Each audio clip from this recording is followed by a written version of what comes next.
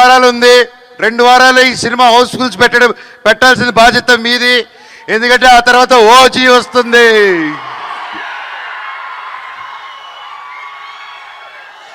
అమ్మయ్య, దేవుడు 2 వారాల గ్యాప్ పెట్టారు కదా స్వామి. నాకు చాలా చాలా ఆనందంగా ఉంది.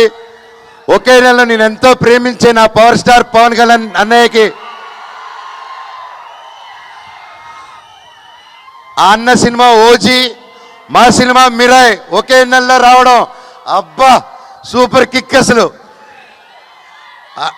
అలాగే కిష్కిందాపూరి మాతో పాటు రిలీజ్ అవుతుంది సినిమా.